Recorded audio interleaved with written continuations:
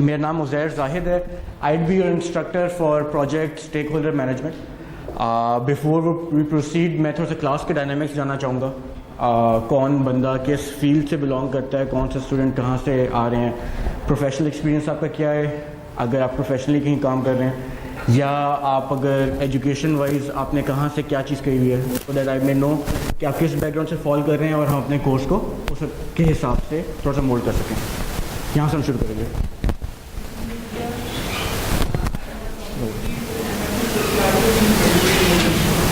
बिल्कुल ठीक है. आपको प्रोफेशनल एक्सपीरियंस प्रायर है, कहाँ पे आप करते हैं? ठीक है, ठीक है, परफेक्ट. और किस ऑर्गेनाइजेशन में किस में काम किया हुआ आपने? That is helping hand. This is an NGO. ठीक, सो प्लीज. ठीक है, ठीक है, सही. कहाँ पे करें? चकवाल में. कॉन्ट्रैक्टर, गवर्नमेंट कॉन्ट्रैक्टर है. ठीक हो गया. और आपकी अपनी कोई प्राइवेट फर्म है जिसके थ्रू आप गवर्नमेंट कॉन्ट्रैक्टर बने? राइट, परफेक्ट हो गया, सही है. और किस स्केल पे आप काम करते हैं?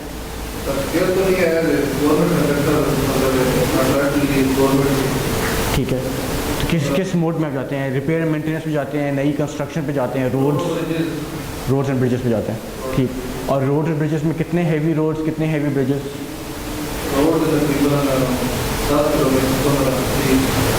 ठीक है, राइट, सही. C3 लिमिटेड, ध्यान हो गया.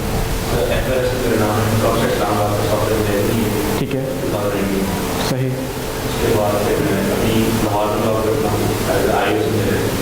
सही, बिल्कुल सही है, बिल्कुल सही है. मल्टीनेशनल बैंकिंग सोल्यूशन में काम कर रहे हैं. तो यू आर देयर, उन्होंने आपको आउटसोर्स की हुई अपनी बैंकिंग सोल्यूशन? जो हम लोग हैं, हम लोग 50% शेयर है उसमें, पूरे सोल्यूशन. परफेक्ट, ठीक है. मुझे साथ साथ अपनी मोटिवेशन बता रहिएगा कि प्रोजेक्ट मैनेजमेंट करने की क्या मोटिवेशन है और ये कोर्स अटेंड करने की क्या मोटिवेशन है. थोड़ा सा मोटिवेशन से भी हम जानेंगे एक दूसरे को. आपकी कुछ ऐसे डेवलपमेंट के बाद मैंने एक मैनेजरियल रोल लिए जा रहे हैं. प्रोजेक्ट मैनेजमेंट में बहुत हेल्प करेगा. बिल्कुल सही है. स्टेकहोल्डर मैनेजमेंट इसलिए मैंने पिक किया है क्योंकि ऑब्वियसली मुझे कॉम्बिनेशन या रखनी पड़ेगी अपने बिजनेस से और अपने डेवलपर से, तो उसके लिए मुझे काफ़ी ये हेल्प करेगा. परफेक्ट, बिल्कुल सही है. आप किस? ठीक है, ठीक है. इससे पहले भी प्रायर आपका एक्सपीरियंस जॉब का कुछ एक्सपीरियंस नहीं है? ठीक है. Motivation to attend stake holder management course?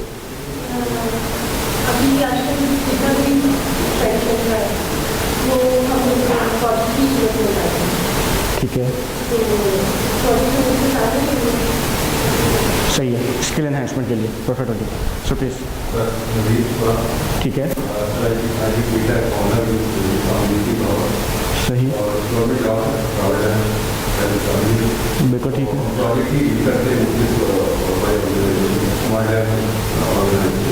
ठीक है, बिल्कुल सही है. तो करियर एनहेंसमेंट के लिए आप इसको करना चाह रहे हैं? ठीक है, ठीक है,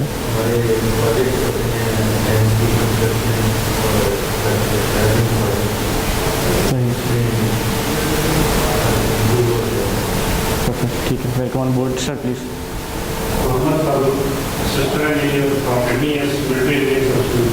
ठीक है,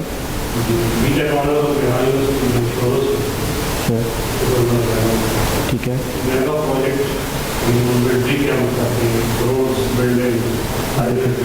बिल्कुल ठीक है.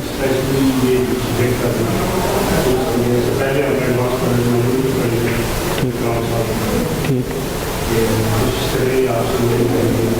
बिल्कुल मिलके एक दूसरे से नॉलेज गेन करेंगे. मुझे बताइए कि आपकी motivation for stake holder management क्या है? आपका, जहाँ तक मुझे MES का मेरा एक्सपीरियंस है या मुझे जो इससे एक्सपोजर है, वो तो आप किस विंग में? आप टेक्निकल की साइड पे हैं, आप कम्युनिकेशन साइड पे हैं, कॉन्ट्रैक्ट साइड पे हैं, प्रोक्योरमेंट कौन सी है? एग्जीक्यूशन साइड है. अच्छा, हमारा एक ब्रांच है जो मैं इधर बना देता है, फिर आगे हम क्वालिटी खुद निकालते हैं, बिल्कुल ठीक है, एग्जीक्यूशन करते हैं। ठीक है, यही सारी चीज़ें टाइम स्कूल मैनेजमेंट सारा फिर टू स्टार्ट कंपटीशन, ये सारी चीज़ें मेगा प्रोजेक्ट जैसे हाईवे मिल रहे हैं, आप वीडियो में देखा होगा, BCI है आपका, ठीक, इसी तरह हमारा साल होगा, जितने भी हमारे मिलिट्री के कैंटर उसमें मटीरियल ले जाते हैं, सही, प्रोजेक्ट भी है, रोड भी है, SW है, NLC है, वो उसमें भी हमारी आउटपुट जाती है। बिल्कुल सही, कोई हमारा जो हेड ऑफ डिपार्टमेंट है वो विभाग से। ठीक, डेफिनेटली, बिल्कुल सही, ठीक, thank you, welcome on board sir please. कौन सी यूनिवर्सिटी सॉरी? मेहरानी से, राइट,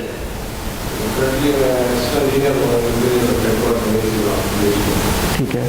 तो आपकी एस्पिरेशन क्या, प्रोजेक्ट मैनेजमेंट और ख़ास तौर पे स्टेक होल्डर मैनेजमेंट की एस्पिरेशन क्या है? राइट, तो आपने स्किल्स एनहांसमेंट के लिए कर रहे हैं, राइट, वालेकुम अस्सलाम।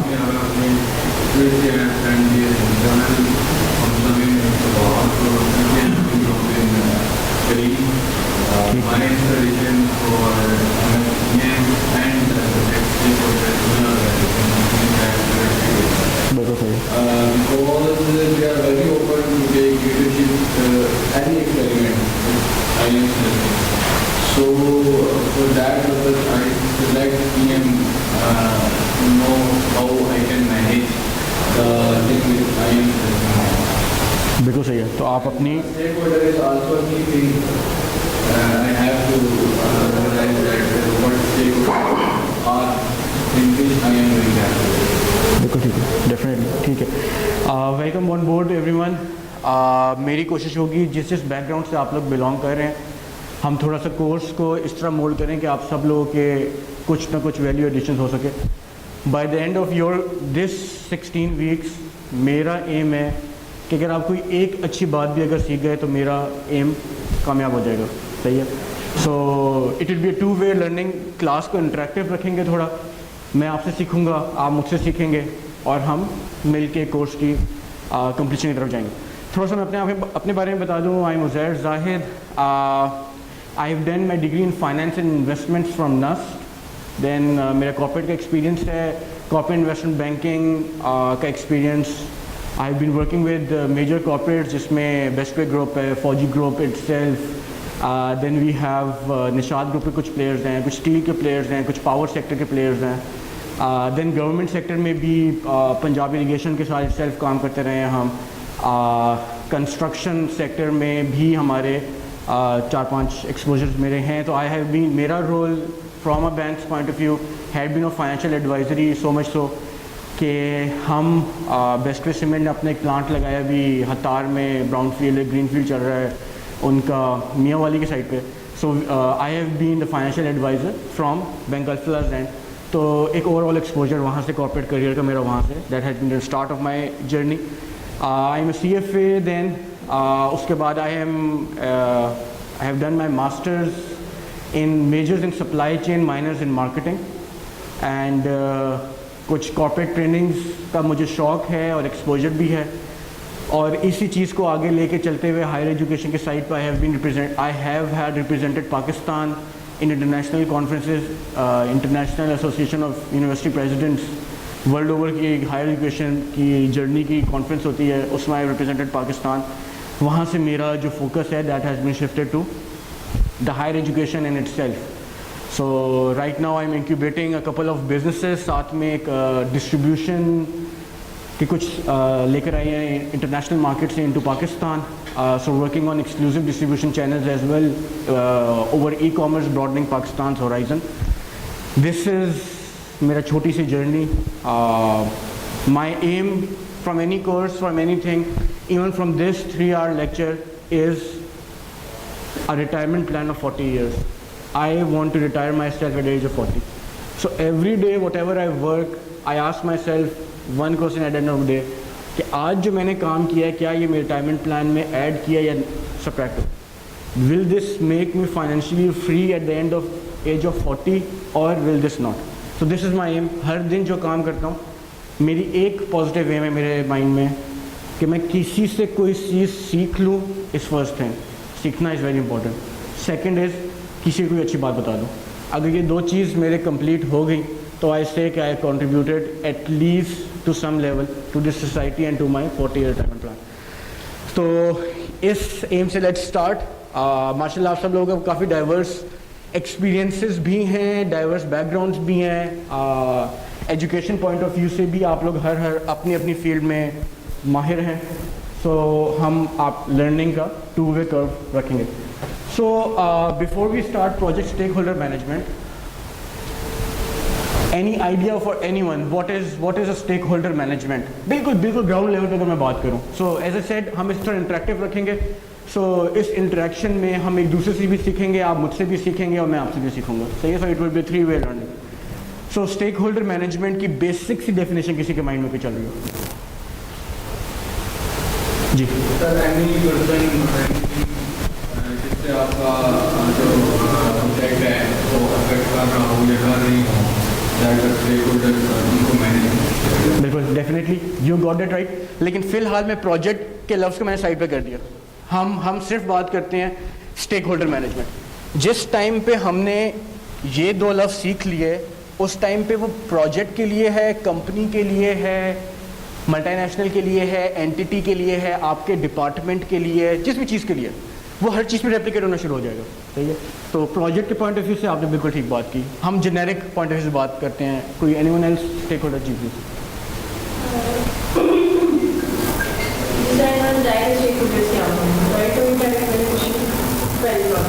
ठीक है, ठीक है,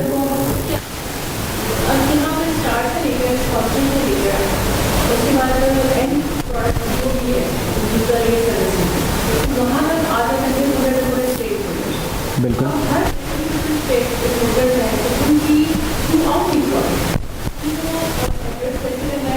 क्योंकि बहुत सारे तो ऐसे होते हैं जो इफेक्टिव अपनी रिपोर्टिंग भी करनी है, तो उसके बाद बहुत सारी रिक्वायरमेंट्स आती हैं।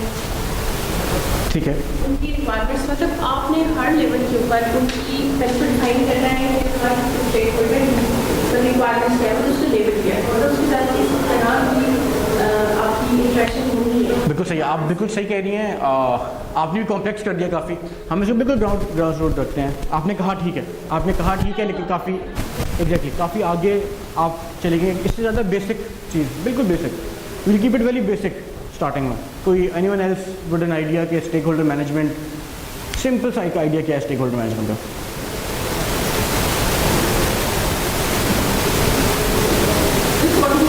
एग्जैक्टली आप सबको आइडिया तो है कि स्टेक होल्डर मैनेजमेंट होती क्या है। अगर मैं बेसिक डेफिनेशन बेसिकली डिफाइन करूं, मैं बुक की नॉलेज इस टाइम पे नहीं जाऊंगा, एक जनरल अंडरस्टैंडिंग की बात करेंगे। किसी भी स्टेक होल्डर को बिजनेस में मैनेज करना है, किसी भी तरह से मैनेज करना है, ठीक है? That stakeholder can be within कोई भी stakeholder, who's a stakeholder, okay? So stakeholder is anyone who's associated to you, who holds a stake in what you do, ठीक है? That stake can be एक आपके department का employee, it can be आपका next table पे जो आपके साथ कोलीग बैठे हुए हैं, it can also be your boss, your supervisor, your subordinate, they are stakeholders in what you do. हम थोड़ा सा डिपार्टमेंट के लेवल पर चले जाएँ तो multiple departments, they are also stakeholders to what your department does. इस तरह जितना हम अपना कंपस ब्रॉडन करते रहें उस तरह से हमारा स्टेक होल्डर का प्रीव्यू ब्रॉडन होता रहता है। स्टेक होल्डर मैनेजमेंट समझने से पहले what is the more important thing is कि हम इन स्टेक होल्डर्स को मैनेज करने की बात क्यों कर रहे हैं। Why do we even need to manage the stakeholders, ठीक है? यहाँ से हम अपना लेक्चर स्टार्ट करेंगे कि why we need to manage, how did the business world और द प्रोजेक्ट वर्ल्ड इवॉल्व। उसको इवॉल्व करने के बाद ये कि हमें इसकी एवोल्यूशन समझ आ जाएगी कि क्यों हमें स्टेक होल्डर्स को मैनेज करने की ज़रूरत पड़ती है, किस तरह से मैनेज करने की ज़रूरत पड़ती है। थोड़ा जर्नलाइज सा आज सेशन रखेंगे। उसके बाद गोइंग फॉरवर्ड टूल्स क्या इन्वॉल्व होते हैं, उसमें क्या टेक्निक्स यूज़ कर सकते हैं, किस लेवल के स्टेक होल्डर्स होते हैं, हर लेवल के साथ किस तरह की डीलिंग हो सकती है, ये हम एलोंगेट करेंगे over the span of next 16 weeks, ठीक है? तो ये हमारा थोड़ा सा स्ट्रक्चर होगा। Let's get going with the lecture. So दो किस्म के कॉन्सेप्ट्स हैं, एक स्टेक होल्डर का कॉन्सेप्ट है, एक शेयर होल्डर का कॉन्सेप्ट है। अगर हम थोड़ा सा अर्सा पहले चले जाएं, let's go into late early 1900s और मिड 1900s, लेट 1900s चले जाएं तो तब तक concept was with respect to shareholder, ठीक है। जितनी मैनेजमेंट होती थी वो अराउंड शेयर होल्डर होती थी। बहुत बेसिक सी डेफिनेशन है वो, डेफिनेशन ऑफ अ बिजनेस। वो डेफिनेशन ये, the purpose of business is to make money legally. लेकिन ये जो लीगली का वर्ड है ना, इस लीगली के वर्ड को जब कैपिटलिज्म का टाइम आया, कैपिटलिज्म के बाद भी इवन उन लोगों ने बहुत सप्रेस कर दिया, और legally use to be there, लेकिन the value enhancement for shareholders was a main aim, जिसकी वजह से हम कैपिटलिज्म देखते हैं, कैपिटलिज्म की एवोल्यूशन देखते हैं, और उसके बाद फिर जिस तरह से चीज़ें डेवलप होना शुरू। So what we say is कि shareholder are the owners of the project, अगर हम कहें of the company, of the entity, of the department, किसी भी चीज़ में कह सकते हैं, is the owner who eventually owns, जिसका शेयर होते हैं, जिसकी इक्विटी होती है, that is someone who is a shareholder. So previously what people used to do, और what entities used to do, और what employees used to do was के इस वर्ड की वर्थ को इंक्रीज करने में हर कोई लगा हुआ था। वो वर्ड कैसे इंक्रीज करनी है, उसमें जो सराउंडिंग्स है उसको इग्नोर करना है या इंक्लूड करना है, that was an individual's choice और an entity's choice. Later came the concept of stake holder. Stakeholder have a vested interest in success of the organisation और अ प्रोजेक्ट। तो जिस तरह आप लोगों ने स्टेक होल्डर मैनेजमेंट की definition बताना शुरू की, तो उसमें ब्रॉडर डेफिनेशन में ये सब कुछ कवर हो जाता है कि कोई भी ऐसा इंडिविजुअल और ऐसी एंटिटी जिसका प्रोजेक्ट की सक्सेस में कोई भी स्टेक है, या प्रोजेक्ट की आउटकम में कोई भी स्टेक है, उसको हम स्टेक होल्डर कहते हैं, ठीक है। थोड़ा सा अगर हम स्टेक होल्डर का मैप बनाएं, तो स्टेक होल्डर के मैप में हमारे पास 2 tiers ऑफ स्टेक होल्डर है। I would want everyone to contribute at least one type of stakeholder that is in your mind. किस किस्म के stakeholders होते हैं? Starting from you, so please.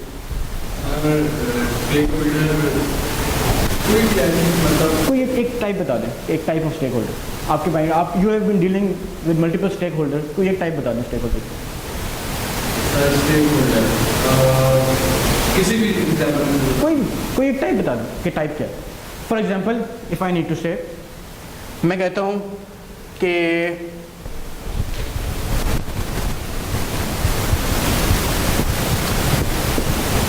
Government is a stake holder. इससे आप लोग agree करते हैं? अब एग्री नहीं करते, राइट? ठीक, हम इसी तरह आगे चलते रहते हैं, फिर हम इस पे देखो हम आगे चलते रहते हैं इस तरह। मेरे ख्याल से मैं अभी अपनी व्हाट आई नो मैं उसको वो इम्प्लीमेंट नहीं कर रहा, मैं अब कह रहा हूँ मेरा ख्याल है, मेरे ख्याल से this is a stake holder. इस तरह से आपके ख्याल में कौन कौन स्टेक होल्डर होता है किसी भी सर्कमस्टांसेस में? प्रोजेक्ट को मुकम्मल करने के लिए जो भी इंडिविजुअल उसका हिस्सा डालता है वो स्टेक होल्डर है। Sir definitely. इस स्टेक होल्डर में किसी एक एग्जांपल दे दें आप। में आपकी मैन पावर है, मैन पावर है, मैन पावर को हम कहते हैं एम्प्लॉयज़। उसके बाद बाकी जितने भी लोग उसमें पावर शेयर कर रहे हैं, इन्वेस्टर्स। सर एक हम हर सबसे एक वो लेंगे ताकि सबकी इनपुट आ जाए इस पर। एम्प्लॉयज़ एक आया, इन्वेस्टर एक आया, गवर्नमेंट पे भी क्वेश्चन मार्क है सर। जो फाइनेंस कर रहा है यूजर, हम इसको कहते हैं कस्टमर।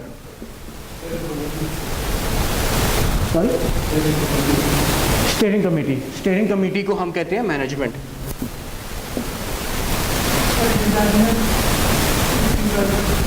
प्रोजेक्ट का डिज़ाइनर वाइडर सेंस में एम्प्लॉई होगा या उसका कस्टमर होगा या कोई आउटसोर्स्ड होगा, तो उसको हम इसी में फ़िलहाल अकोमोडेट कर लेते हैं। टाइप्स ऑफ, और क्या टाइप हो सकते हैं?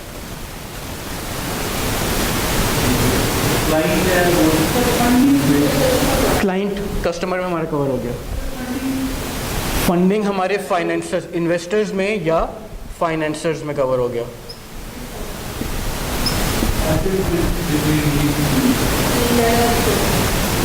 एसेट, स्टेक होल्डर में हम आउटसोर्स अगर कोई चीज़ कर रहे हैं तो वो बिल्कुल आ सकता है, उसको हम एक टियर आगे देख लेंगे अगर हम ये आउटसोर्स कर रहे हैं।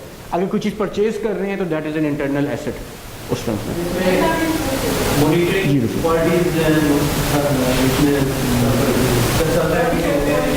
मॉनिटरिंग बॉडी को हम कहते हैं रेगुलेटर।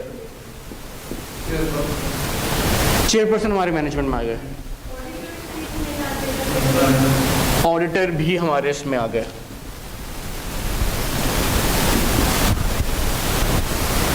और आपके माइंड में और किस किस्म के स्टेक होल्डर्स होते हैं for any project, any company, any entity?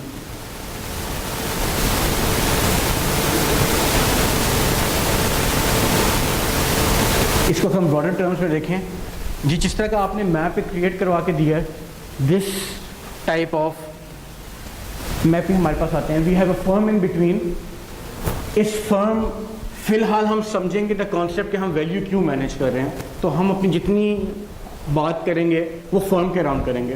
Then we develop into projects, project level पे क्या चीज़ें होती हैं वो हम उसके बाद लेटर ऑन करेंगे। हम अभी ब्रॉडर हॉराइजन में रख रहे हैं। अगर ब्रॉडर हॉराइजन में डिस्कस करें तो we have firm in between. इस फर्म के कुछ गोल्स होते हैं। इन गोल्स को अचीव करने के लिए वी हैव एम्प्लॉयज जो इस फर्म के गोल को अचीव करेंगे। एम्प्लॉयज को लाने से पहले हमारे पास इस फर्म की फाइनेंसिंग होना बहुत ज़रूरी है। फाइनेंसिंग होगी तो फर्म के गोल बनेंगे, फर्म के गोल बनेंगे तो एम्प्लॉयज लेकर आएंगे to achieve this goal. Then we have customer होना चाहिए जिसको ये गोल एंड पे जो भी है, project, a service, a product, what type of and goal this is, इसका कोई ना कोई कस्टमर होना चाहिए। जब हम प्रोजेक्ट मैनेजमेंट को डिटेल में देखेंगे, प्रोजेक्ट स्टेक होल्डर मैनेजमेंट को, तो कस्टमर्स हमारे पास इंटरनल भी होते हैं, कस्टमर हमारे पास एक्सटर्नल भी होते हैं। ठीक है, इस डिटेल में हम इस टाइम पे नहीं जाएंगे। देन वी हैव, इस गोल्स की वजह से कोई कम्युनिटी इफेक्ट होती है। वो कम्युनिटी पॉजिटिव भी इफेक्ट हो सकती है, नेगेटिव भी इफेक्ट हो सकती है। इस केस में हम कहते हैं कुछ एक्सटर्नैलिटीज होती हैं किसी भी गोल को अचीव करने के लिए। ठीक है, वो एक्सटर्नैलिटी पॉजिटिव हो सकती है, वो नेगेटिव हो सकती है। For example, externality of making a public park is positive, community positively benefit हो रही है। Externality of allowing a tobacco producing companies licence is negative, उसकी वजह से एक नेगेटिव कम्युनिटी बिल्ड हो रही है। या हम कहते हैं जो उसके कस्टमर्स हैं, whatever the customer does is not are concern when we are discussing communities, लेकिन कम्युनिटी में टोबैको प्रोडक्शन की वजह से एक पैसिव स्मोकिंग का कॉन्सेप्ट आ जाता है। Who is not the customer of the company but is being affected through the community. ठीक है, इसी तरह जितना पब्लिक सेक्टर में काम होते हैं, फॉर एग्जांपल सर आप लोग जो काम करते हैं, इस काम में जितने रोड्स, ब्रिजेस, बिल्डिंग्स जितनी आप डेवलप करते हैं, उसकी कोई ना कोई एक्सटर्नैलिटी होती है। रोड्स की पॉजिटिव एक्सटर्नैलिटी है, नेगेटिव एक्सटर्नैलिटी है, डिबेटेबल चीज़ें बनती हैं। Positive externality is it give a path, infrastructure development, multiple चीज़ें हो रही होती है। नेगेटिव एक्सटर्नैलिटी है कि आपको लैंडस्केप को रीशेप करना पड़ता है, डिफॉरेस्टेशन एट टाइम्स करनी पड़ती है, लैंडस्केपिंग पूरी कन्वर्ट करनी पड़ती है। Then we also have water drainage के सिस्टम्स उसकी वजह से चेंज हो जाते हैं। तो इस किस्म की एक्सटर्नैलिटीज कम्युनिटी पे क्या इफेक्ट होता है, तो ये कम्युनिटी पे इफेक्ट होना is also a stake holder. Community is a stake holder whenever a firm processes anything और अचीव्स इट्स एंड गोल। उस गोल तक पहुंचने में कोई ना कोई एक्सटर्नैलिटी इन्वॉल्व होगी। Then we have supplier. हमने सब चीज़ों की बात कर ली। हमने कहा कि हमने कोई गोल अचीव करना है। This goal can be a service. अगर ये सर्विस, इवन हम सर्विस का इंडस्ट्री ले लेते हैं, suppliers involve in each and every firm, each and every industry. हम बात कर लेते हैं विद रिस्पेक्ट टू, देखो ग्राउंड रूट की बात कर लेते हैं। देयर इज ऑनलाइन एप्लीकेशंस बनाती है, iOS की ऐप्स बना रही है। अब iOS की ऐप बनाने के लिए क्या देयर इज नो सप्लायर, हम we ourself, it's our mind, we develop the application ourself. लेकिन एप्लीकेशन किसी प्लेटफॉर्म पे डेवलप हो रही है, वो प्लेटफॉर्म जो सप्लाई कर रहा है उनको, that is a supplier in this case. Raw material के केस में या किसी भी मैन्युफैक्चरिंग इंडस्ट्री के केस में we all know who the suppliers are, क्योंकि फिजिकली नजर आते हैं, tangible raw material, tangible suppliers होते हैं। उस केस में सब suppliers. When we go into the project management, ज़्यादा डिटेल में जाके इसको देखेंगे तो every preceding department which gives an information to the next department is also supplier of the information. So there will be supplier of the information, there will be supplier of the intangibles, there will be supplier of tangibles. इन सब को कैसे कैसे हम detail में देखते हैं, we be studying it in detail कि इनको कैसे डीलिंग के क्या तरीके होते हैं.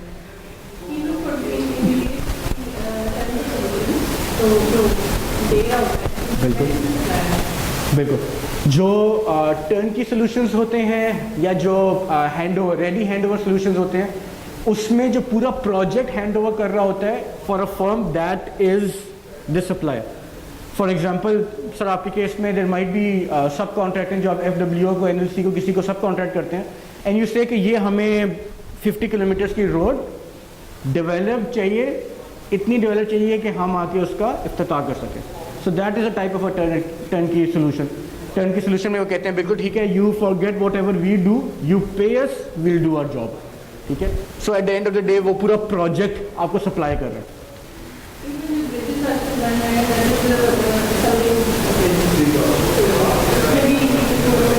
बिल्कुल बिल्कुल बिल्कुल बिल्कुल. किसी भी इस तरह की कोई भी एग्जांपल हम लेते हैं, हम मैन्युफैक्चरिंग, वो ज़्यादा अब मैन्युफैक्चरिंग की साइड पे चला गया है देन रियल एस्टेट या कंस्ट्रक्शन से ज़्यादा वो मैन्युफैक्चरिंग के सोल्यूशन में चला गया. सॉरी, प्री कॉस्टिंग करना आसान हो जाती है. बिल्कुल ऐसे ही है. इस किस्म की चीज़ें सारी इसमें इन्वॉल्व होती है. हम इस सर्कल को कहते हैं, जिसको मैं इनर साइड पे लिखने की कोशिश कर रहा था, इस सारी साइड को, इसको हम कहते हैं, सॉरी दिस एज वेल, इसको हम कहते हैं कि this is the primary stakeholder. ये सब प्राइमरी स्टेक होल्डर क्यों हैं? क्योंकि they are directly involve in attaining this goal. अगर ये इनमें से कोई भी डायरेक्ट इन्वॉल्वमेंट इसकी नहीं होगी तो शायद ये गोल अचीव ना हो सके. ठीक है. या इसकी ज़्यादा इन्वॉल्वमेंट होगी तो ये गोल जल्दी अचीव हो जाएगा, कम होगी तो नहीं होगा. सप्लाईज टाइम पे आए, we are on time. Supplies time पे नहीं आए, द फर्म इज इफेक्टेड.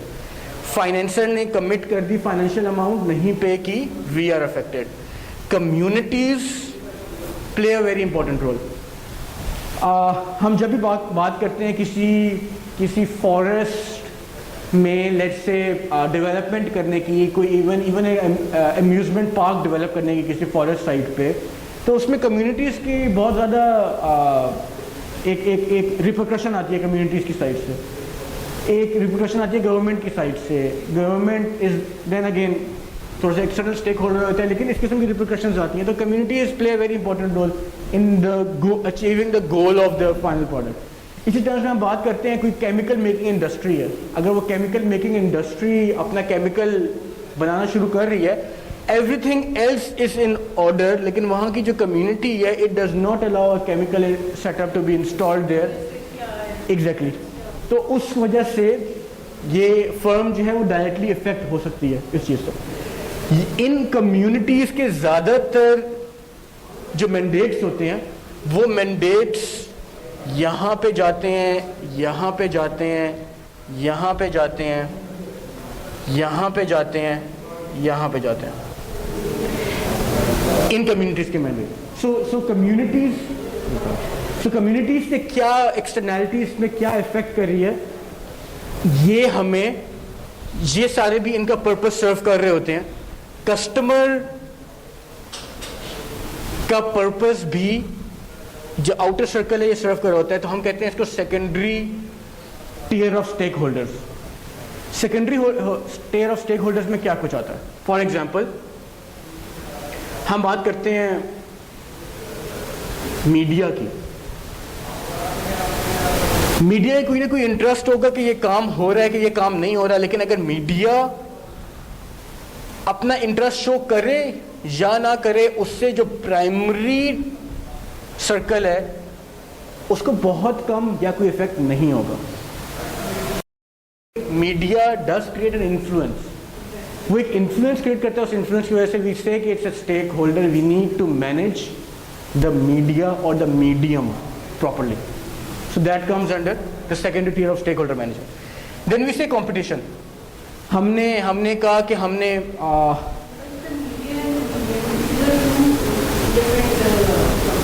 नहीं, media is a singular, medium is plural of it. Medium हर उस टर्म को कहते हैं एग्जैक्टली ऐसे ही है. तो हम इसीलिए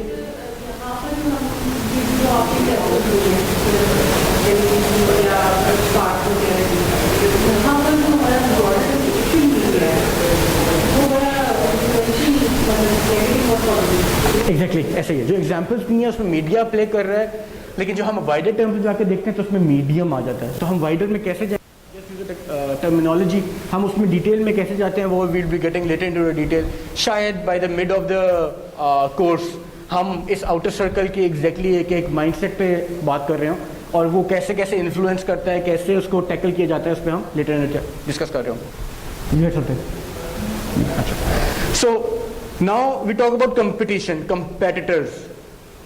एक गोल हमने अचीव करना है, वो गोल लेट्स से जिस टाइम तक I am the only person who is achieving that goal, let's say हम एग्जांपल लेते हैं करीम की। Careem is the only company which is a ride hailing service, which offers a ride hailing service. तो वो जिस तरह मर्जी इनको इफेक्ट करे या इसको इफेक्ट करे, it can still achieve it's and result. But by Uber coming in, a competition coming in, they need to revisit their internal circle, even their goals, the firm value in itself maybe. So yes, so it's a competition plays a very important role in how this is being devised, और हमारा या किसी भी firm का end target is to reach this goal. तो अगर गोल तक कोई भी इन्फ्लुएंस कर रहा है तो वो हमारा स्टेक होल्डर हो जाएगा, we need to manage. For example in case of Careem and Uber, Careem ने देखा उबर जो है वो इंटरनेशनल प्लेयर है, it has come into Pakistan, लेकिन उसकी जो प्राइसिंग है वो किस तरह से हो रही है, तो we need to manage our pricing accordingly. हम प्राइसिंग और उनकी प्राइसिंग में अगर हम अपना प्राइस डिवाइस किस तरह करते हैं, अगर हम इसको चेंज कर दें तो we might outstand from them. तो एक तरह से वो स्टेक होल्डर को मैनेज कर रहे हैं, कंपटीशन को मैनेज कर रहे हैं। देन वी से वी गेट इनटू गवर्नमेंट। आप कहते हैं गवर्नमेंट का रोल कैसे होता है। फॉर एग्जाम्पल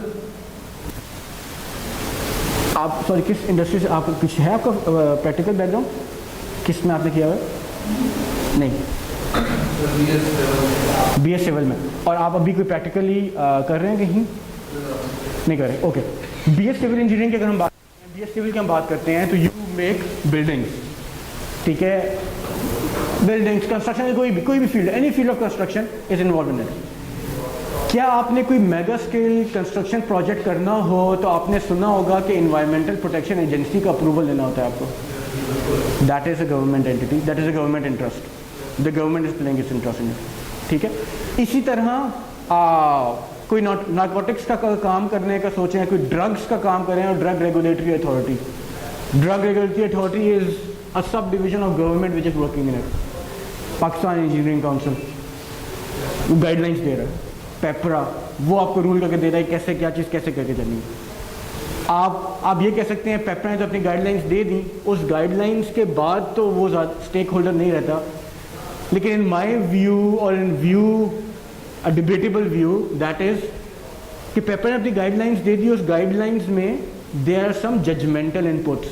वो जजमेंटल इनपुट्स वो आपके ऊपर छोड़ता है, whatever you need you seem doable can be done, but if you seem that to be appropriate. इसका मतलब ये this can be challenged at any point in time by पेपरा और can be accepted as well, ठीक है। तो इस चीज़, इस स्टेज ऑफ प्रोजेक्ट या फर्म को मैनेज करने के लिए आपको पेपरा को मैनेज करना होगा कि अगर पेपरा को मैं मैनेज कर लूँ तो मुझे ऐसा सवाल करे ही ना इस चीज़ पे, या मैं इतनी अच्छी तरीके से करूँ कि वो उसके गाइडलाइंस पे है। लेकिन जहाँ पे जजमेंटल इनपुट आ जाती है वहाँ पे it's always debatable, it's always challengeable. तो वहाँ जहाँ पे इस तरह की चीज़ आएगी तो you need that stake holder management to be in place. ये नहीं है कि आपको सिर्फ आप उससे गाइडलाइन नहीं, वो अपनी शेयर लेता है प्रोजेक्ट में, वो अपनी फीस लेता है, वो तो उसकी भी तो आ जाती है उसमें। बिल्कुल। अच्छा, now there are multiple levels, जो आप जिसकी बात कर रहे हैं, बिल्कुल दैट हैपन्स। लेकिन अगर हम स्टेक होल्डर में आ जाता है ना, उसको बेनिफिट कर रहा है प्रोजेक्ट, बेनिफिट कर रहे हैं प्रोजेक्ट से। लेकिन अगर हम सिंपल एक कंपनी की बात करें, एक नॉर्मल मीडियम स्केल कंपनी की बात करते हैं कि उसे टेंडरिंग करनी है और वो टेंडर करता है पेपरा रूल्स के थ्रू, तो वो पेपरा रूल्स के थ्रू सिर्फ टेंडर कर रहा है, उसमें वो उसको शेयर होल्डर वाली साइड पे नहीं लेके जाता। क्योंकि जितने पब्लिक प्रोजेक्ट्स होते हैं उसमें एक डिफरेंट सिनेरियो होता है, प्राइवेट प्रोजेक्ट में डिफरेंट सिनेरियो होता है। मैं तो जनरलाइज टर्म्स में उसको बात कर रहा हूँ। देन वी से special interest groups. Special interest groups में कौन आते हैं? आपने काम शुरू करना है, लेट्स से हम इसके बिल्कुल बेसिक लेवल की एग्जांपल लेते हैं। लेट्स से हम बात कर रहे हैं इन टर्म्स ऑफ आपकी कम्युनिटी में, आपकी कम्युनिटी कोई पार्क बनना है।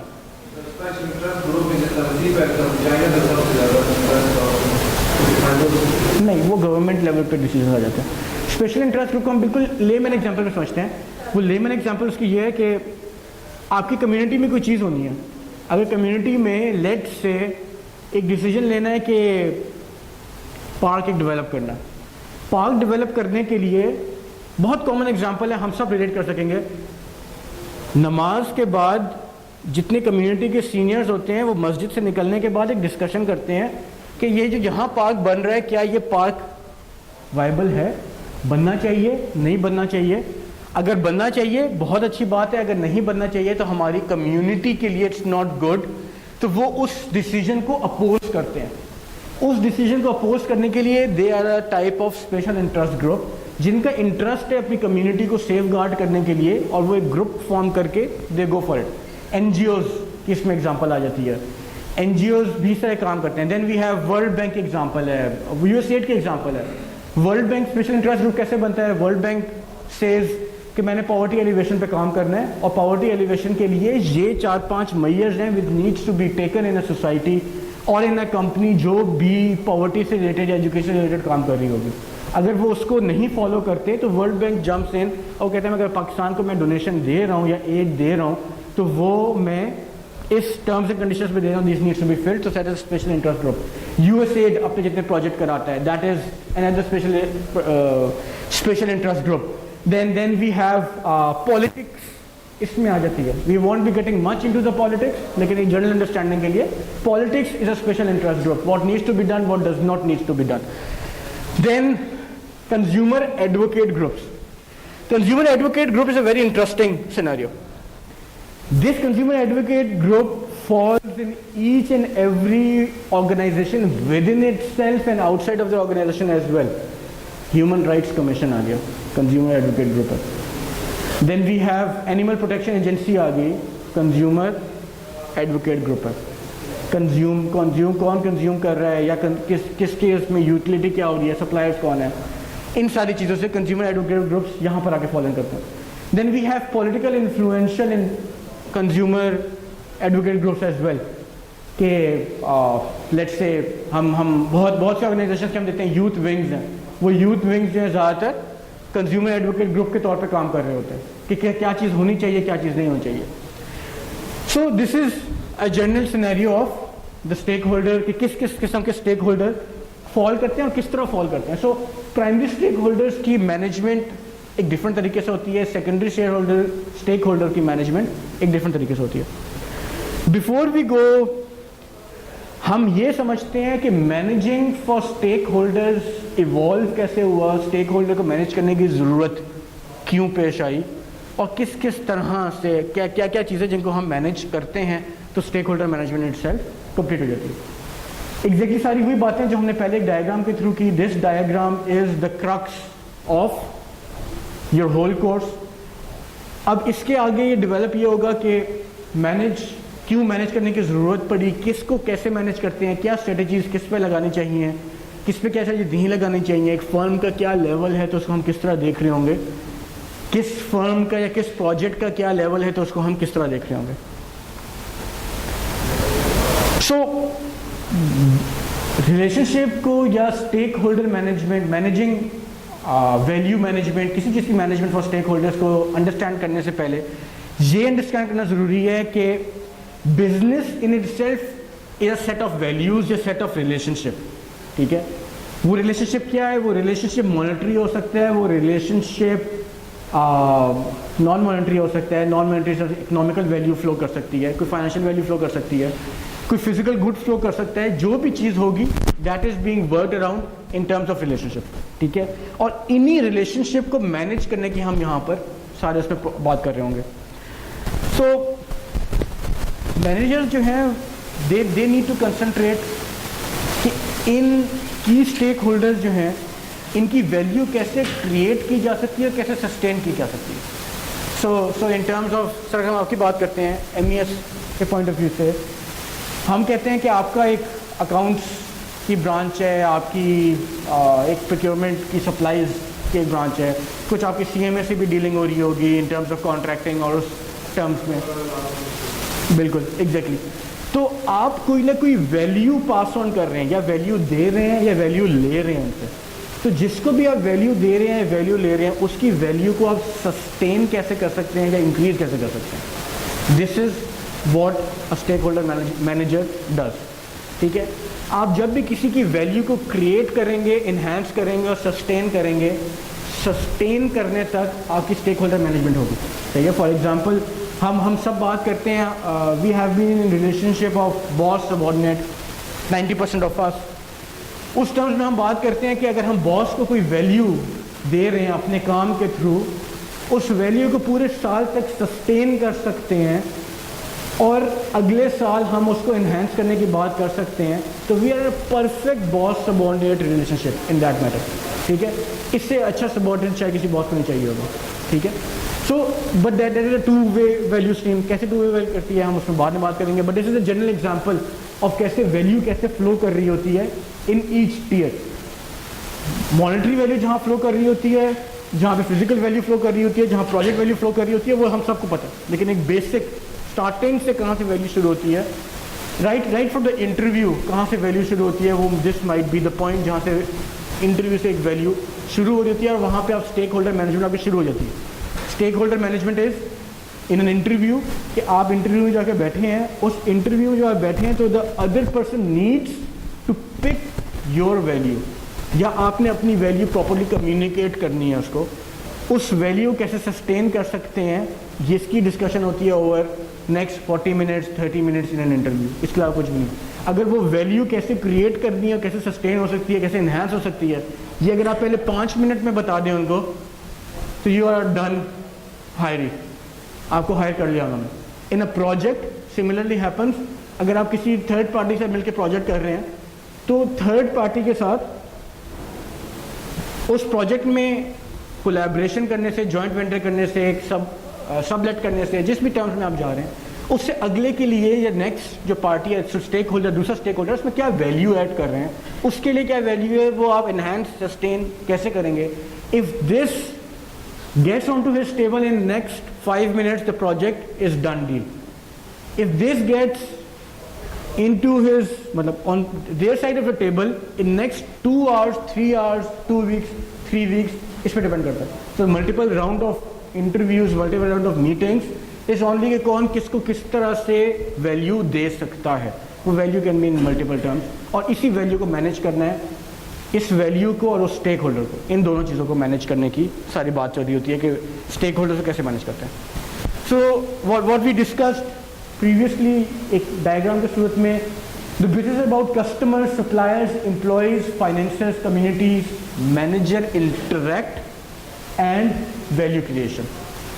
हमने इसमें से हमने फर्स्ट 5 की पहले बात की, जिसको हमने कहा था इनर सर्कल है। इस इनर सर्कल को हमने आपस में जोड़ा कैसे, मैनेजर के इंटरेक्शन लेवल से और वैल्यू क्रिएशन से। So how you interact and what is the value that you transfer on each stage. Then हम थोड़ा सा व्यू देखते हैं मैनेजिंग फॉर स्टेक होल्डर्स पे, किस किस किस्म के व्यूज हैं। कुछ स्टेक होल्डर्स या कुछ मैनेजर्स हैं उससे कि हम मैक्सिमाइज करेंगे शेयर होल्डर वैल्यू को, सिर्फ हम we not be into anything beyond shareholder value. ठीक है, this used to be the concept in 90s, even late 90s, 1980s से ये concept change होना शुरू हुआ। कैसे evolve हुआ इसकी हम आगे बात करते हैं। Then they have some manager who say कि we focus on non-business activities. हम business activity पे इतना focus नहीं करेंगे, non-business activity पे focus करेंगे, जिसकी वजह से हम community, we can have the community by our side and we can ultimately achieve our goal. For example, creating an amusement park, for that matter, open for public, is a non-business activity, लेकिन उस non-business activity की वजह से हो सकता है कोई ना कोई वो गोल अपना अचीव कर रहा हो। ठीक है, वो business generation is not the ultimate goal. Ultimate goal is कि जो community है उसको benefit कर सकें, दैट इज द गोल, लेकिन the byproduct will definitely be a business और profit maximisation in this case. Then we have some managers focus on stakeholder capitalism. वो कहते हैं स्टेक होल्डर्स को कैपिटलाइज करें और उनको कैपिटलाइज करके अपनी वैल्यू अचीव करें. सही है, let's not get into the business, let's not get into non business activities. हम सिर्फ स्टेक होल्डर्स पे मैनेज करेंगे. उन स्टेक होल्डर्स को मैनेज कर करके हम अपना एंड गोल अचीव करने की तरफ जाएंगे, and that is the type of management we would be doing. Then we have the mindset of the managers who say create value for finances, customers, employees, suppliers and community. These are type of the managers who focus on this inner circle. वो कहते हैं inner circle पे जितना focus करना आप शुरू करेंगे उतना outer circle आपका manage करना आसान होगा, और 10 जो आपका inner circle of goal है ये achieve हो जाएगा और उतना easily achieve होगा. सही है. So there are different mindsets of managing value, different mindset of stakeholder management. यहाँ पे ये 4 different mindsets की बात हुई है. These mindsets have evolved. हम अपनी practical life में शायद इसमें से कोई ना कोई एक mindset को इस टाइम पे follow कर रहे हैं. Most of us follow the capitalism stakeholder mindset, which says कि जो टेंजिबल चीज़ है वो टेंजिबल चीज़ needs to be delivered, value needs to come in, that is it. इसके अराउंड बाकी सब कुछ खुद मैनेज होता रहेगा. ठीक है. फॉर एग्जांपल अगर मैं कहता हूँ आप iOS की एप्लीकेशन बनाते हैं, तो आप iOS की एप्लीकेशन जब बनाते हैं तो आप कहते हैं कि जो हमारा कस्टमर है उस कस्टमर को फाइनल प्रोडक्ट मिल जाए जैसा भी वो मांग रहा है. उसका यूज़ क्या होगा, वो किस तरह से चलेगी, उसकी फर्दर डेवलपमेंट कैसे होगी, क्या चीज़ होगी, ये हम अभी नहीं सोचते. जो हम अभी जो अपना रिलेशनशिप रख रहे हैं दैट इज ट्रांजैक्शनल. इस ट्रांजैक्शनल में the capitalist thought process, the capitalist mindset which says जो स्टेक होल्डर, जिस स्टेक होल्डर को जो चीज़ चाहिए उस स्टेक होल्डर को आप वो चीज़ दें, दैट इज इट. उसको सिर्फ आप फोकस्ड व्यू में देखें, do not care about the surrounding. वो सराउंडिंग खुद अपने आप को आइडेंटिफाई करती रहेगी या मोल्ड करती रहेगी, या एज एंड वन की बेसिस पे हम उसको आगे देखते रहेंगे. So there is another mindset which says कि let's focus on the noble cause. ठीक है. The noble cause can be anything. For example, NGOs, 90% of them. ठीक है. Why I say 90% of them? Some of them are on dedicated projects. The others are on community building. तो they say कि हमारा ultimate focus is community building का एक noble cause है, education uplifting का, poverty elevation का, ये हमारे ultimate goals हैं. So we'll be working towards them. Now, in order to understand the stakeholders, we need to understand their mindset. Stakeholder के जो mindset है, that is basically जिस हमने पहले बात की, business is creating value for stakeholders. Their interest must go together over time. जिससे मैंने आपको इंटरव्यू की एग्जांपल दी कि इंटरव्यू में पहले 5 मिनट्स में अगर हम बता दें कि हम वैल्यू कैसे कम्युनिकेट कर रहे होंगे, कैसे इन्हांस कर रहे होंगे, कैसे सस्टेन कर रहे होंगे, तो interview is done deal. So the stakeholder in this step, in this certain example, only see that the creating value कि मेरे लिए ये बंदा जो एम्प्लॉय आ रहा है, how does this create a value? ठीक है. So stakeholder always look into the value कि create कैसे हो रही है वैल्यू, और वो वैल्यू क्रिएशन पे आगे लेके चल रहा है. For example in terms of government, हम कहते हैं कि वैल्यू क्रिएशन पे गवर्नमेंट भी देख रही होती है. How does government look into the value creation model? For example foreign direct investment की पॉलिसीज़ लेकर आना का मतलब है कि इकोनॉमी में जॉब क्रिएशन करना, इकोनॉमी की स्पेंड को बढ़ाना, इकोनॉमी की जीडीपी को बढ़ाना. तो दिस इज द गवर्नमेंट का एक गोल, एंड गोल, कि वो वैल्यू कैसे इंक्रीज करेगी. वैल्यू इंक्रीज करने का one of the way is FDI attract करना. ठीक है. इसके साथ मल्टीपल, हर स्टेक होल्डर का अपना अपना एक वैल्यू, एक अपनी वैल्यू होती है, और उसी वैल्यू को सस्टेन, क्रिएट करना या इकट्ठे लेके चलना is the ultimate goal in any stake holder management, let it be project, firm, company, entity, public, private, जिसमें हम टर्म की बात करें. देन जो स्टेक होल्डर माइंडसेट है वो रीफ्रेम करता है कुछ क्वेश्चंस को. फॉर एग्जांपल हम बात करते हैं how can the employees be healthy and happy in order to work creatively and capture the benefits of new information technologies such as inventory and control system. ठीक है, this is a stakeholder mindset. इसी के example हम लेते हैं trading interest या one group interest जहाँ पे होता है, उसका माइंडसेट क्या होता है, एक सिंगल एंटिटी का माइंडसेट, एक सिंगल कंपनी का इन वन मैन शो या एक फोकस हेडेड मैनेजर का माइंडसेट क्या होगा. उसका माइंडसेट होगा employ medical benefit versus inventory control system. He would say let's take a decision, employ medical benefit लेकर आने हैं या इन्वेंट्री कंट्रोल सिस्टम लेके आना है, हमने किसी एक में इन्वेस्ट करना है. इसी का जो स्टेक होल्डर माइंडसेट होगा वो स्टेक के how can we keep employees healthy and happy, और इस हेल्दी हैप्पी रहने की वजह से हम एक बेनिफिट क्रिएट करें जिसकी वजह से हम इंफॉर्मेशन टेक्नोलॉजी को इंट्रोड्यूस करें such as inventory control system. दोनों का end same, employ medical benefits and versus inventory control system. ये इसमें से ईदर और टू करने की बात कर रहा है. जो स्टेक होल्डर माइंडसेट है वो इन दोनों को करने की बात कर रहा है. एग्जैक्टली सेम वे जो इन ट्रेडिंग इंटरेस्ट या वन ग्रुप इंटरेस्ट है या जो ट्रेडिशनल वे ऑफ थिंकिंग का पॉइंट ऑफ व्यू है, वो कहता है spending on new product range versus earning from existing product range. कि अगर आप एग्जिस्टिंग प्रोडक्ट से अर्न कर सकते हो तो why introduce a new product. इसके बीच में एक सेट बैलेंस क्रिएट करना है.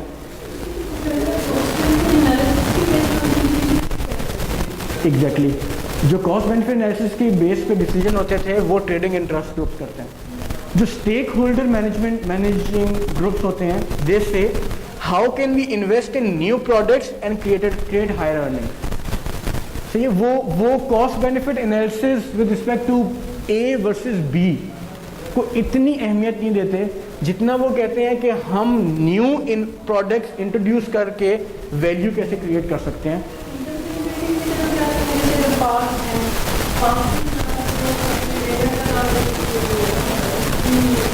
एग्जैक्टली मल्टीपल मोटिव्स होते हैं. किस मोटिव के लिए हम काम कर रहे हैं वो मोटिव हम आगे उसमें डिस्कस करेंगे.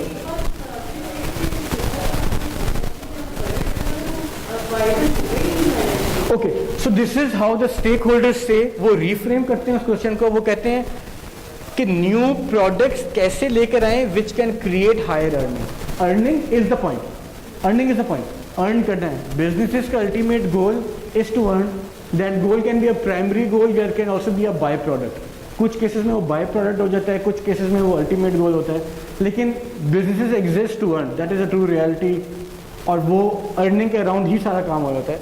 लेकिन अर्निंग के अराउंड अगर हम इसको इस तरह, फॉर एग्जांपल ये एग्जांपल आप ज़्यादा रिलेट कर सकेंगे, हम इस तरह कहें कि हमने एम्प्लॉय मेडिकल बेनिफिट्स देने हैं या new inventory control system install करना है. एक तरफ हम एम्प्लॉयज़ को बेनिफिट करने की बात कर रहे हैं, दूसरी तरफ हम एम्प्लॉयज़ को बेनिफिट ना करके अपने सिस्टम को स्ट्रॉन्ग करने की बात कर रहे हैं.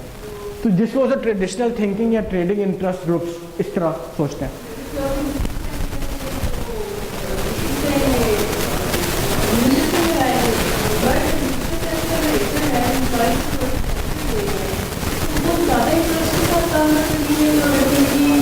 Exactly that is a stake holder mindset कि हम दोनों चीज़ों को हमने साथ लेके चलना है. तो stakeholder mindset comes into this कि हम एम्प्लॉयज़ को हेल्पी एंड हेल्दी कैसे रख सकते हैं, सो मच सो कि वो वर्क क्रिएटिवली काम करें और हम उससे बेनिफिट्स रीच कर सकें. For example new inventory control system. तो उसने सब चीज़ को लिंक कर दिया कि स्टेक होल्डर्स को हम कैसे आपस में मैनेज कर सकते हैं. हम किसी एक यूनिट को मैनेज नहीं करना. Then we talk in terms of enterprise strategy. The traditional value chain used to be, जिसमें हम कहते हैं हम बहुत फोकस्ड होकर काम किया करते थे. फॉर एग्जाम्पल हम MES की बात करते हैं. MES में हम कह रहे हैं this is the company which is an MES. हम सप्लायर किससे रॉ मटेरियल ले रहे हैं या कौन से कॉन्ट्रैक्टर्स हैं हमारे जो हमारे बिहाफ पे काम कर रहे हैं. रॉ मटेरियल कंपनीज कौन सी हैं, सप्लायर कौन होगा जो हमें देगा, कंपनी MES फर्दर कैसे काम करेगी और एंड यूजर को कैसे बेनिफिट होगा उसका. We use to think in traditional value chain originally. अगर हम अब की बात करें by introducing the multiple stake holders, उनको कैसे मैनेज करना है. वी से कि इसमें फाइनेंसर्स हर स्टेज पे इन्वॉल्व है. इस हर स्टेज के financers is a stake holder to us. हर स्टेक पे एम्प्लॉयज, कॉन्ट्रैक्टर्स, कम्युनिटीज ये सारी इन्वॉल्व हैं। तो अगर MES टेक्स अ डिसीजन कि मैंने फॉर एग्जांपल XYZ कंपनी को कॉन्ट्रैक्ट देना है, लेकिन उसके बाद पहले दे वुड से कि कॉन्ट्रैक्ट देना है, ये मुझे कॉन्ट्रैक्ट सप्लाई करेगी, मेरा काम हो जाएगा, let's go for it. How they look for it now is कि क्या ये कंपनी, इसके फाइनेंसर्स कहीं ब्लैकलिस्ट तो नहीं हुए हुए, क्या इस कंपनी के एम्प्लॉयज और कम्युनिटीज में कोई नेगेटिव काम या एम्प्लॉयज कोई ऐसा तो नहीं है जो मेल प्रैक्टिसेस में इन्वॉल्व हो। अगर इस किस्म की कोई चीज़ है तो हम उसको डीलिस्ट कर देंगे अपने पास से, और उसके साथ हमने आगे फ्यूचर में काम नहीं करना। ठीक है, अगर हम ट्रेडिशनली इस चीज़ को देख रहे होते तो हम सिंपल टर्म से चलते, लेकिन अब क्योंकि हम रिस्पॉन्सिबिलिटी चेन में फॉलो कर रहे हैं और हम अपने स्टेक होल्डर के साथ साथ दूसरे के स्टेक होल्डर को भी देखना शुरू कर रहे हैं, तो उस केस में हमने अपना रॉ मटेरियल कंपनी जो है उसके भी फाइनेंसर्स, एम्प्लॉयज, कम्युनिटीज को एनालाइज किया। So the stake holder management से हमें एक चीज़ और समझ आई यहाँ पे जाके कि ट्रेडिशनली अगर हम बात करते हैं तो हम इस चेन को फॉलो करते हैं, एक स्टेप आगे आते तो हम अपनी कंपनी के अराउंड जो हमने 3 सर्कल्स बनाए थे, हम इन 3 सर्कल्स की बात करते हैं। अब हम बात कर रहे हैं कि हम हर कंपनी के अराउंड के जितने सर्कल्स हैं उन सबको एनालाइज करेंगे। इन सबको एनालाइज करके हमारी स्टेक होल्डर मैनेजमेंट आगे लेके चलेंगे। How does multinational do that? बहुत से मल्टीनेशनल जिसमें इन्वॉल्व हैं। फॉर एग्जांपल मैं बात करता हूँ नाइकी की। नाइकी की एग्जाम्पल से हम आगे ले सकते, कोई हम यहाँ ले लेते हैं। नाइकी की बात करते हैं। आप में से कितनों को पता है कि नाइकी की कुछ फुटबॉल्स हैं जो वर्ल्ड कप में यूज होती हैं, और वो फुटबॉल्स जो हैं उसमें ज़्यादातर का कॉन्ट्रैक्ट पिछले ऑलमोस्ट 15 ईयर्स से ज़्यादातर जो हैं वो सियालकोट से सप्लाई हो रही है।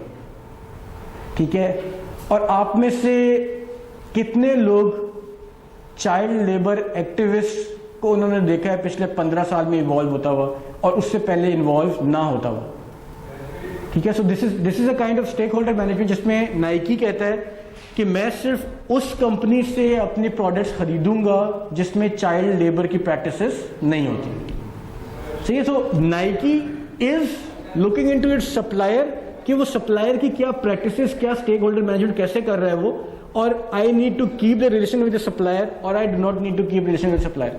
ये तो आप इंटरनेशनल बहुत मतलब ऊपर लेवल की बात करें, जिसे नॉर्मली कल आपके साथ हमने कॉन्ट्रैक्ट वगैरह किया।